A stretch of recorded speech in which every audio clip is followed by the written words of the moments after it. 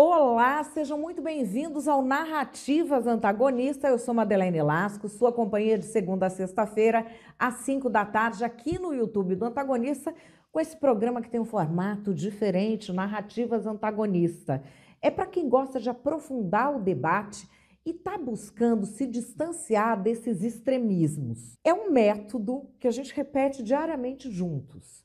Primeiro eu te trago os fatos e depois a minha opinião, mas antes de opinar, eu te digo uma coisa que você só vê aqui. Qual é a narrativa da esquerda e qual é a narrativa da direita? Cada dia eu te trago um fato diferente. O fato de hoje é o projeto do PSOL para inviabilizar a internet no Brasil. Aliás, de onde que você está vendo Narrativas Antagonistas? Já vai colocando aqui. E olha, quero chamar a atenção para um ponto. Eu estou falando em viabilizar a internet. A gente tem visto pessoas confundirem internet com redes sociais. Por exemplo, o julgamento do Supremo. Está se falando, é o julgamento de redes sociais. Não é, é de internet. Ele não mexe com redes sociais só. Ele mexe com todos os marketplaces, com todos os aplicativos que você usa para tudo, desde aqueles aplicativos que a gente usa de entrega, até aplicativo de saúde, aplicativo de medir coisa, aplicativo que desenvolve coisa de inteligência artificial, aplicativo de cortar vídeo, é de tudo o julgamento. E eu vou falar de um projeto de lei do PSOL que pode fazer algo que o pessoal da área teme, que é tornar o Brasil um pária mundial sem acesso à tecnologia, e isso teria implicação na vida de milhões de brasileiros. Me acompanha, porque isso é grave, ninguém está falando dessa história, mas eu quero trazer essa história aqui para você. Bora lá para os fatos. Fato do dia, o projeto do PSOL para inviabilizar a internet no Brasil. Aliás, o PSOL, na internet não, mas nas redes sociais, está apanhando. A Erika Hilton, que até o governo achava que era a maior genialidade da comunicação de internet, está numa fase que está juntando esses perfis aí de coisa de fofoca para sair atacando, expondo dados de quem tinha falado qualquer crítica sobre ela. Aí agora já tem o exposed do exposed, que é o pessoal expondo dados de quem expôs os dados. Gente, isso já está numa baixaria. Olha, está numa baixaria que o Carlos Bolsonaro está falando, peraí, passou do limite, gente. Que é isso? Mas, enfim, eu vou trazer aqui um vídeo que me passaram do Paulo de Tarso, na tela. Eu falo pra vocês que ela é uma palhaça hipócrita, aí vocês vêm dizer que eu estou exagerando e que estou implicando com ela. Um sol de 52 graus em Paris. Essa é uma servidora pública que levanta bandeiras do socialismo, do anti-imperialismo, da luta contra o capitalismo opressor, que agora está em Paris assistindo o show da Beyoncé, uma artista americana, símbolo máximo da cultura pop capitalista. E detalhe, vestida toda com roupas de grife, toda maquiada, encarnando uma texana moderna, o estereótipo mais americanizado que existe. Sabe por que ela escancara tudo isso na maior cara de pau? Porque ela sabe que o viadeiro que exalta os discursos dela não passa de um bando de alienados, pessoas analfabetas, que não fazem ideia de quais são os verdadeiros interesses políticos dessa gente que está por trás do que há de mais podre na sociedade brasileira. E a gente agora não acha a parte dos convidados do show, que chama Family Friend Guest List. Érica, seja no mínimo coerente. Você não é contra o imperialismo americano? Contra o consumo de luxo? Contra os símbolos do capitalismo? Sua narrativa está pregando uma coisa, mas a vida real está mostrando completamente outra, querida. Você não tem medo de que esse bando de viado que te segue se revolte contra você? Não, né? Que eu acho que eles são da tua laia. Gente indecente, que não se importa com o bem do nosso povo e só serve pra gritar e berrar feito palhaços, que é o que são.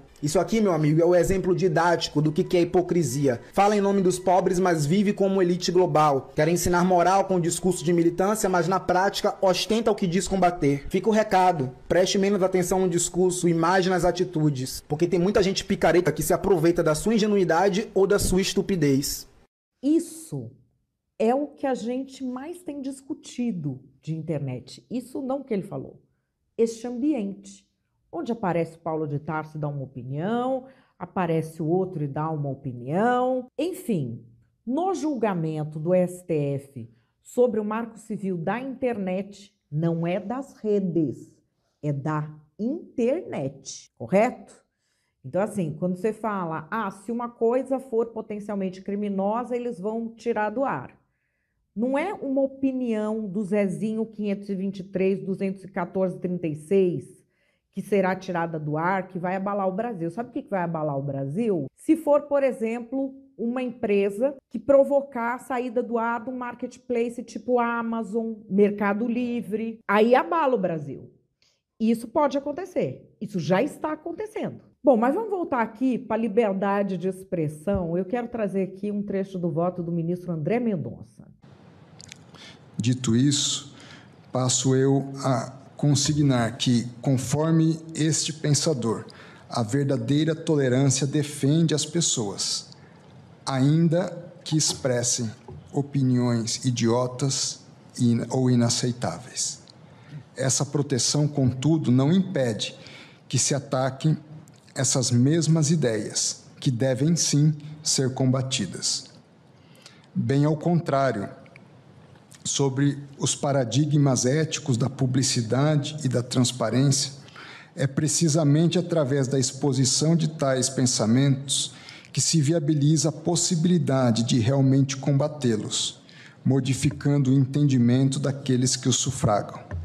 Trata-se, como dito, de ser intolerante com a ideia, não com a pessoa que a veicula.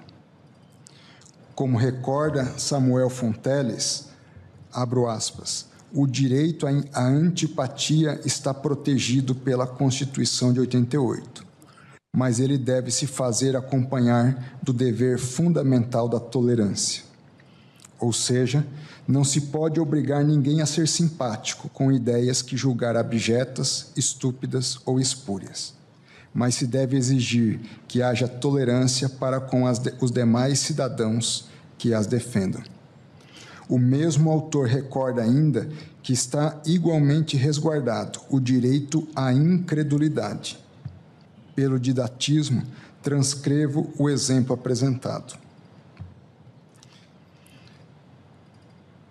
Diz ele, outro exemplo é o direito à incredulidade, igualmente protegido pela Constituição. A justiça eleitoral brasileira é confiável e digna de orgulho. Se, apesar disso, um cidadão brasileiro vier a desconfiar dela, este é um direito. No Brasil, é lícito duvidar da existência de Deus, de que o homem foi à Lua e também das instituições.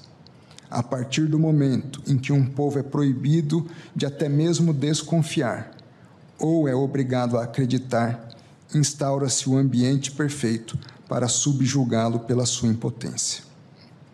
Digo eu, sob outro enfoque, ainda em razão da dimensão democrática acima referida, não se pode olvidar que, mais do que um direito individual, a liberdade de expressão tem uma dimensão coletiva, tendo em vista que a sua conservação aproveita não apenas a pessoa individualmente considerada, mas toda a sociedade, que tem, pelo canal da livre manifestação de ideias e pensamentos, assegurado o acesso à informação.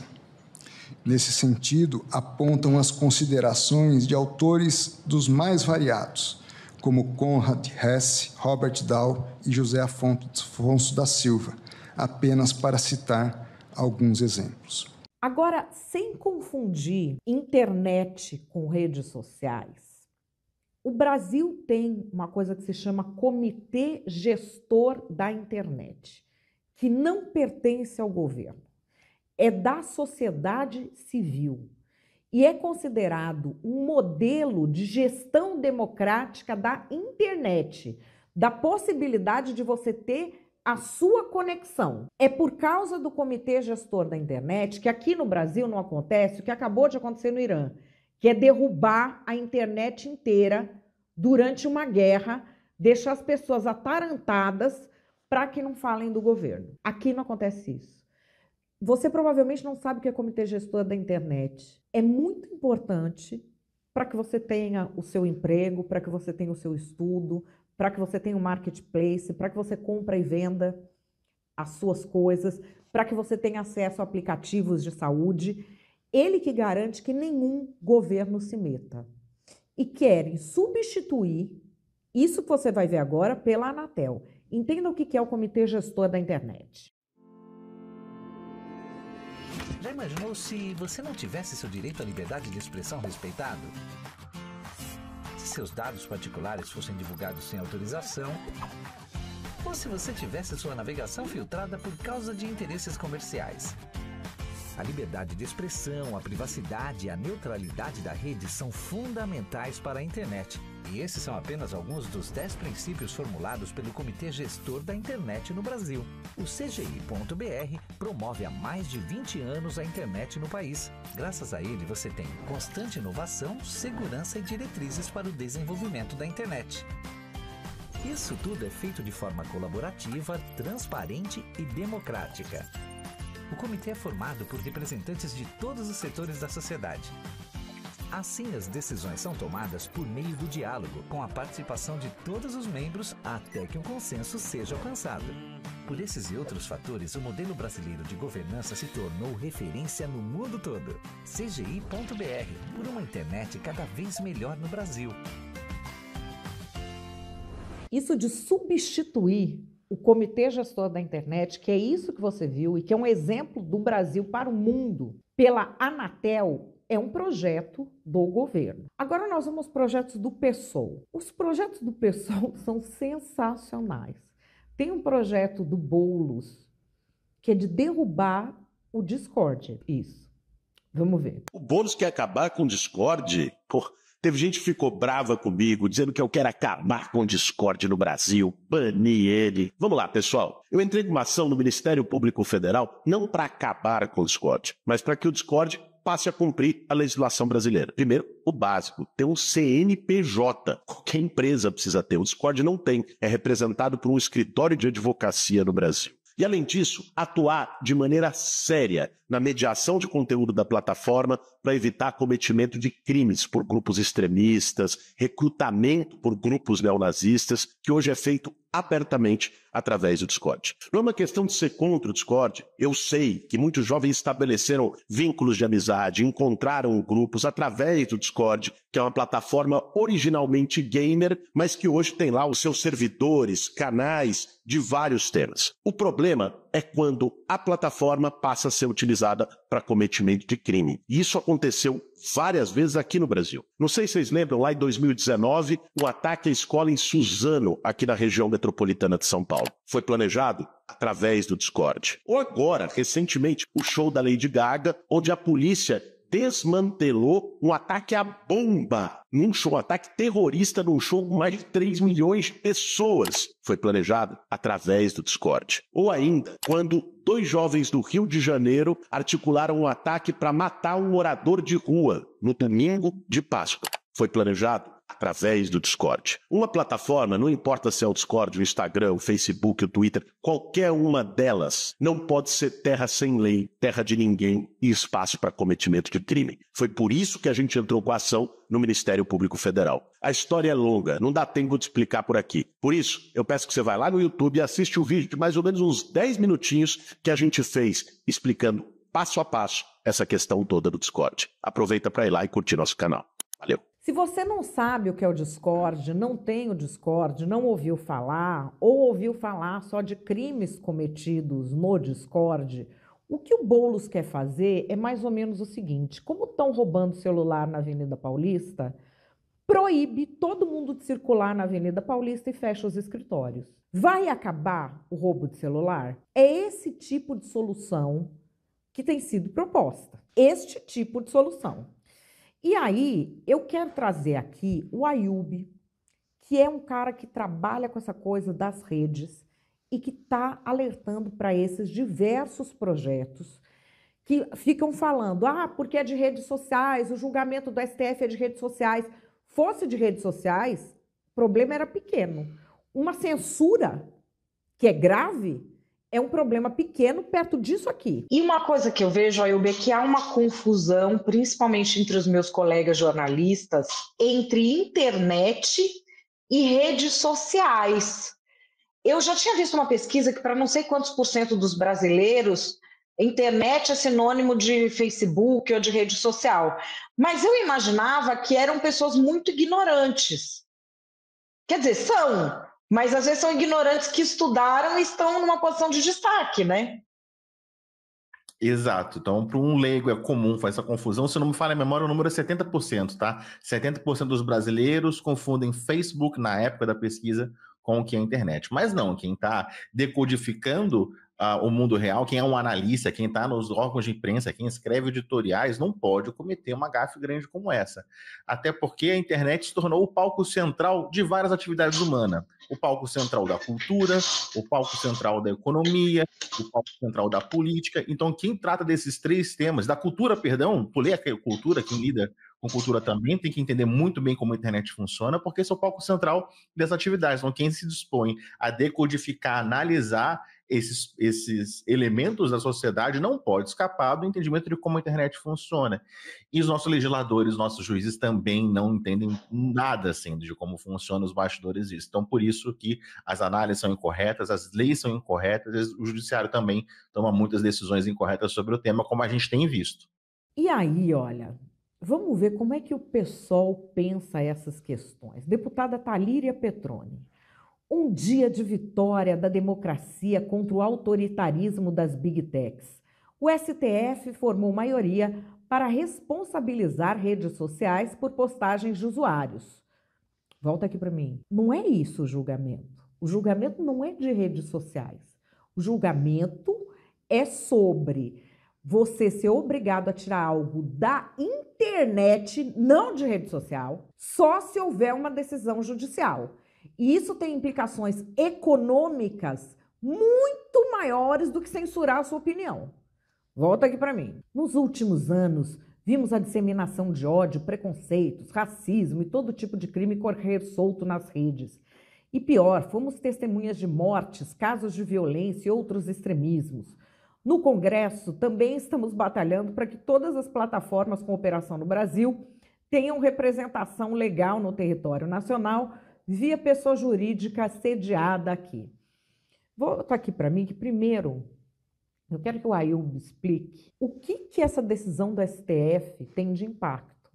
Porque o que você deve estar pensando é, como não precisa mais de decisão judicial para mandar tirar e as redes serão responsabilizadas, elas começarão a derrubar postagens. Só que isso não é o pior que pode acontecer. O pior que pode acontecer é isso que ele vai explicar aqui com um exemplo prático. Antes, o nosso Marco Civil da Internet, que é uma lei, um código muito importante para a internet, ela é um exemplo mundial, nem todos os países fizeram essa movimentação. Junto a ela temos a Lei Geral de Proteção de Dados Pessoais, também nem todo país tem uma legislação específica sobre isso, mas esse marco ele rege tudo que envolveria a internet. E ele foi muito claro, nosso legislativo foi muito sábio em muitos elementos do Marco Civil da Internet. É perfeito? Não, mas tem princípios, valores que foram muito bem desenhados. Dentre eles, o que só poderia ser expulso, removido da internet, algo com uma decisão judicial. Nada mais justo. Se há um contraditório, se há uma disputa, se há uma violação de lei, se há um direito sendo desrespeitado,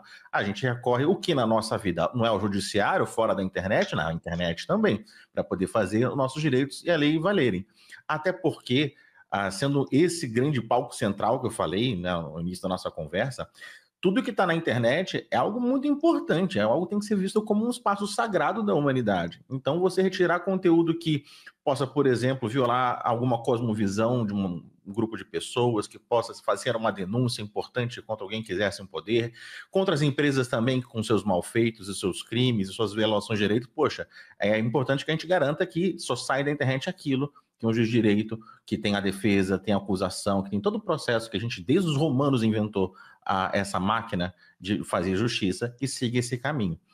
E a todo momento sempre tem alguém querendo tirar algum conteúdo da internet, né? Nesse palco central, vários interesses estão disputando o controle desse palco.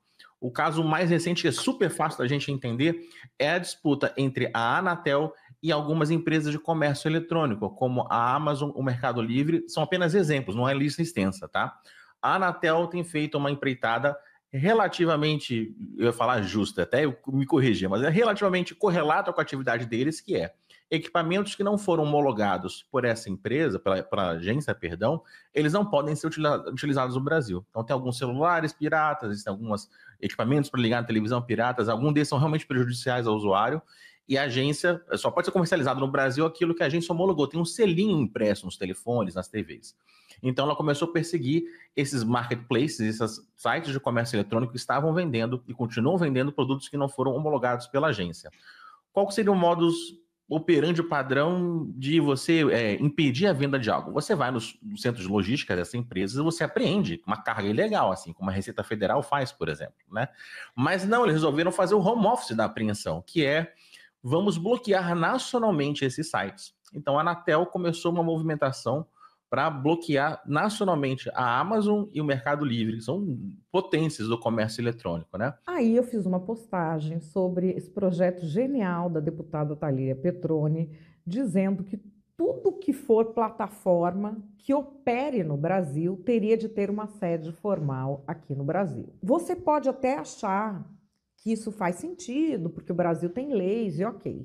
Só que a deputada, assessores regiamente pagos com dinheiro público para ir atrás de especialistas, saber por que essa ideia não tem pé nem cabeça e pode acabar com a viabilidade da internet. Aí ela me responde: não, querida, não quero derrubar a internet toda, como se isso fosse possível. Volta para mim. Cuba derruba, Irã derruba, tem um monte de... Venezuela derruba. Não é possível derrubar? Aqui, se você ler o projeto de lei, ela não lê as coisas antes de falar, então ela acha que eu também trabalho assim. Mas eu leio, deputada. Aliás, a deputada não leu o projeto dela antes de apresentar, que senão não tinha apresentado uma bobagem dessa. Mas volta aqui. Ele fala justamente da obrigatoriedade de provedores de aplicações de internet manterem representação legal no Brasil por meio de pessoa jurídica sediada no país para que respondam dúvidas e questões judiciais caso sejam consultadas. Agora vamos ao projeto. O Congresso Nacional decreta: os provedores de aplicações de internet com operações acessíveis no território nacional deverão manter de forma contínua representação legal constituída por pessoa jurídica sediada no Brasil, com poderes para atuar em nome do provedor e papapá. Você deve estar pensando: poxa, Google, Amazon, Mercado Livre, TikTok, Twitter, Meta, são empresas grandes, são as Big Techs, estamos falando das Big Techs, eles têm que ter representação aqui, né? Trago novamente o Ayub. Deputada, no meu trabalho, nós usamos para comunicação interna Slack.com. Para envios de e-mails de nossa plataforma, o Mailgun. No meu lazer, faço posts no Blue Sky e jogo jogos online pela Steam. Nenhuma dessas empresas tem CNPJ. Suponhamos que essas empresas demorem muito mais do que 30 dias ou nunca cheguem a abrir CNPJ no Brasil quando for aprovada a lei de Vossa Excelência. Eu ficarei impedido de usar os serviços online exatamente dessas empresas? Tá aí a pergunta. E ele fez uma postagem que foi o que me chamou primeiro a atenção para esse PL. O PL pretende bloquear nacionalmente todos os sites, serviços e aplicativos online que não tenham representantes legais estabelecidos no Brasil, ou seja, quase toda a internet. Pude encontrar representantes legais no Brasil de serviços estrangeiros apenas para Google, Meta, Microsoft, Amazon, Apple, Mercado Livre, Decolar, X, Telegram. O resto seria nacionalmente bloqueado até que formalizem representante legal no país, se o projeto for sancionado. Para as Marias Antonietas de plantão, que vão responder que comam VPN, lembrem-se que serviços populares como Proton VPN, NordVPN, Mulvad e similares também seriam bloqueados por falta de representação legal. Não é por aí que se resolve o problema. E aqui, olha, vou trazer para vocês como é que funciona esse universo da internet ou dos apps.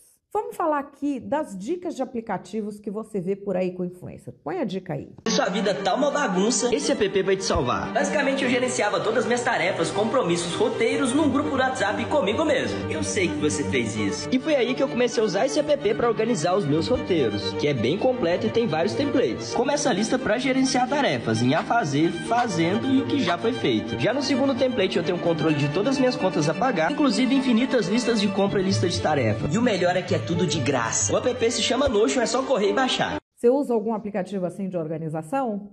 Se passar o projeto do PSOL, você vai deixar de usar. Vamos ver aqui mais aplicativos que o pessoal indica na tela. 3 aplicativos que você precisa ter no seu computador agora. O terceiro não pode faltar. Clique na janela do Windows, digite Microsoft Store e acesse essa loja. Ela é oficial e do próprio Windows. O primeiro aplicativo se chama Translucent TB. Só clicar nesse botão e instalar ele, e ele vai deixar a sua barra de tarefa do Windows transparente. Fica bem mais bonito. O segundo é o Ear Trumpet, mesmo processo, fácil de instalar, e com ele você vai conseguir ter um controle total dos seus volumes, de cada aplicativo no seu computador. E o último aplicativo é o Quick Look. Essa é uma função que só tinha em MacBooks, que é você selecionar um arquivo, apertar espaço e ter uma pré-visualização dele. E o melhor é que funciona com vídeo, qualquer coisa no seu computador. Não precisa mais abrir um arquivo para ver o que tem nele. Segue e compartilha. Bom, nenhum desses aplicativos tem sede no Brasil e provavelmente jamais terá. Porque os aplicativos mais inovadores são criados em startups, com equipes pequenas. Eles são acessíveis do mundo inteiro. Vamos dizer que alguém cria um aplicativo de saúde revolucionário na Eslovênia. É ali um grupo pequeno. É sempre assim, esse mercado funciona assim e a deputada tem verba de gabinete para chamar especialistas e entender como funciona o mercado. Vamos dizer que faça o aplicativo lá. Ele vai ter representação na Eslovênia, vamos dizer. Em quantos outros países ele vai ter representação legal antes da empresa crescer? Pois é, enquanto ele não for grande o suficiente para ter um representante legal no Brasil, você não vai ter acesso. É assim que esse projeto faz com que as coisas funcionem.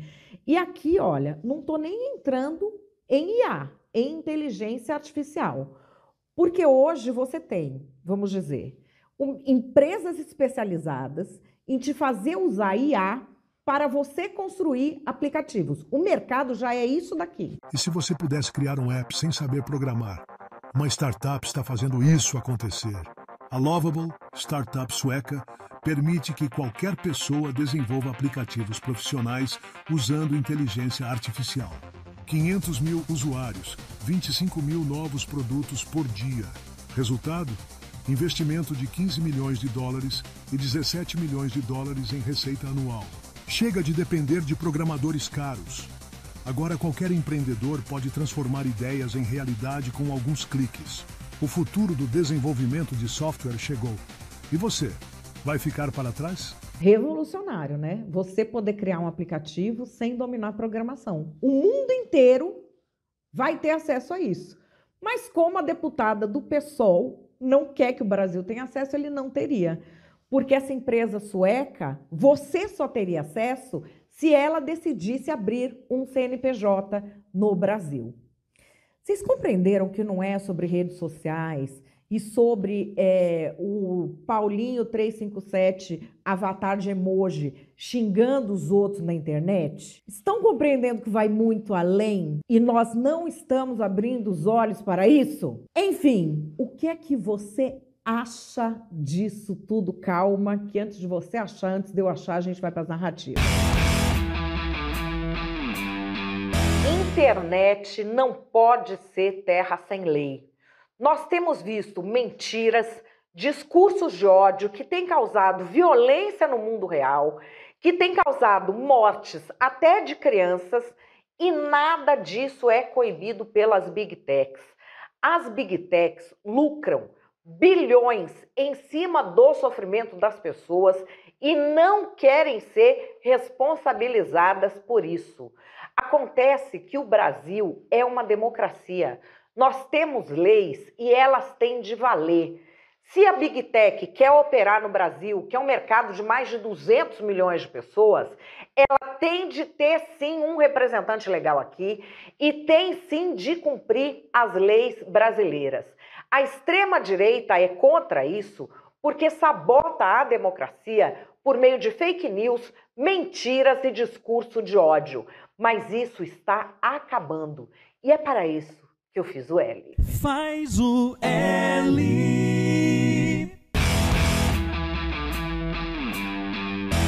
Nós, patriotas, avisamos que essa esquerdalha ia chegar aí para se vingar, roubar e censurar.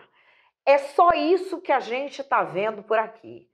Eles querem que o chinês venha para o Brasil regular a internet, para a gente ter um sistema de controle social igual ao que a gente tem na China. Como o brasileiro falar a verdade, conseguir se informar fora dessa mídia vendida, prejudicou a esquerda quer acabar com as redes sociais. A Globolixo está em pânico por causa de redes sociais. O William Bonner está tendo ataque de pelanca por causa das redes sociais. Porque agora que o brasileiro se informa, ele não é mais enganado por essa esquerdalha como ele foi antes. Agora, eles diziam que quem queria censurar era o Bolsonaro.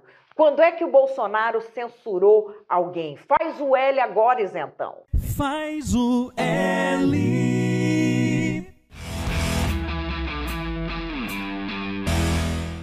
Qual é a minha opinião?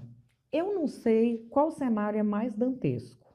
Se o cenário em que o PSOL sabe do impacto dos projetos que apresenta para a internet e quer isso mesmo, ou se é o cenário em que eles realmente acham que eles estão regulando o discurso em rede social e ignoram o impacto econômico que esses projetos deles têm. São projetos que, de repente, para alguém que não é da área, eles podem parecer bem intencionados. Mas eu queria te chamar a atenção, onde é que está cheio de boa intenção mesmo? Um parlamentar, ele não está lá para ser boa pessoa e ter boa intenção. Ele está lá para fazer as coisas com ciência e ter eficiência. Nós temos aqui um julgamento que está acontecendo sobre o Marco Civil da internet. Isso tem sido subestimado e idiotizado e noticiado de maneira errada, como se fosse um julgamento sobre redes sociais. Não é, não é. É também sobre redes sociais. Mas ele tem um impacto gigantesco. Qual que é o julgamento? Você tem um artigo do Marco Civil da internet, não das redes sociais, que diz o seguinte: você não pode mandar tirar nada do ar da internet, não das redes sociais, se não for por decisão judicial. Então aí o que estão analisando agora? Não, porque fulano fez um discurso de ódio, então tem que responsabilizar a plataforma e ela tem que ser obrigada a tirar, mesmo sem decisão judicial, e isso, aquilo e aquilo outro. E fica aquela discussão de quinta série. Porque a rede social é uma parte da internet. Agora vamos para a discussão de gente grande? O que é que está sendo julgado? Não é mais o juiz que decide se vai tirar do ar ou não. Pode ter uma prerrogativa de tirar do ar, se for uma coisa que seja potencialmente criminosa. Algo que está acontecendo agora. A Anatel está atrás de pirataria, de produtos esses que tem que vir como homologado pela Anatel. Sabe que seu celular vem homologado pela Anatel? E tem um povo que vende por aí coisa que não é homologada pela Anatel. Hoje em dia, como é que se combate isso? As autoridades vão atrás e apreendem a carga. Mas a Anatel quer fazer uma outra coisa. Ela quer tirar do ar sites que vendem isso. 2 exemplos de sites: Amazon e Mercado Livre. Ela tentou efetivamente fazer isso. Ela não tirou do ar a Amazon e o Mercado Livre porque um juiz foi lá e falou: olha, no Marco Civil da internet diz que só tira do ar com decisão judicial. E a minha decisão judicial é não. Não vai tirar do ar. Não, mas peraí, ia tirar do ar o vendedor irregular do Mercado Livre. Todos. Cai tudo. Tira o pão da mesa de quantos milhões de brasileiros? É disso que nós estamos falando. A deputada está apresentando um projeto, apresentou já um projeto, que pode inviabilizar a internet no Brasil, tornar a gente um pária tecnológico, inviabilizar o desenvolvimento e o dia a dia de empresas, a educação, a pesquisa, pode inviabilizar tudo. Mas ela, aparentemente, não sei, ela diz que não percebeu. Eu me recuso a acreditar que uma pessoa que virou parlamentar tenha uma precariedade cognitiva tão exuberante. Então, eu espero que ela esteja agindo de má fé. Mas ela diz que não. Então, Talvez seja possível na espécie humana esse nível de precariedade cognitiva. Ela apresenta um projeto dizendo: só pode operar no Brasil aplicação e plataforma que tenha um representante no Brasil. Se você não é da área, pode até fazer sentido. Se você opera aqui, você tem que ter um representante aqui. Porque nos outros mercados, meio que faz sentido. Você vende roupa no Brasil, você tem que ter um representante aqui. Se você está prestando um serviço, você tem que ter um representante aqui. Nós estamos falando de um mercado diferente. Pensa em quantos aplicativos você tem. Monday, Notion, para organizar o dia a dia da sua empresa. Aplicativo de disparo de e-mail. Os aplicativos que você usa de saúde, monitoramento cardíaco, aplicativo de fazer meditação, aplicativo que ajuda a gente diabética, aplicativo para cego conseguir ler as coisas no celular. Isso não tem representação no Brasil. E é provável que nunca tenha.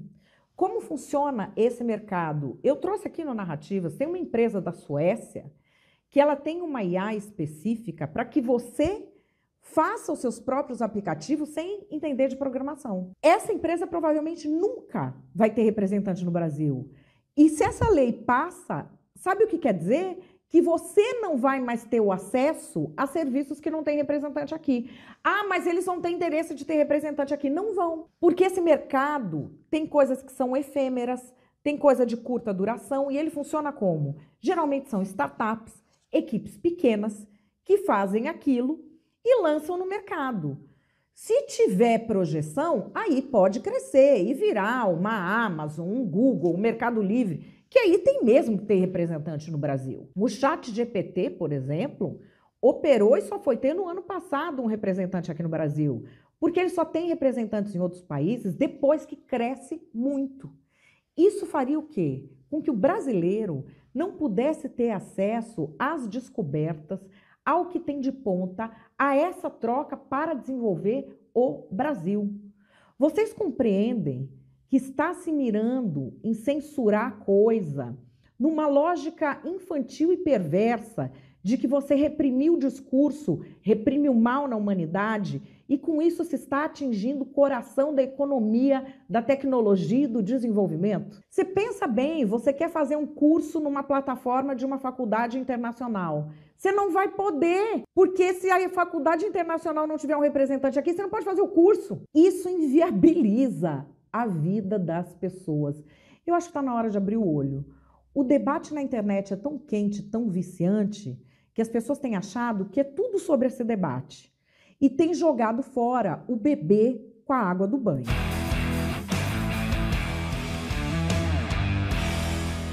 Bom, pessoal, hoje tá uma pistola, né, gente? Mas esse assunto me deixa doida.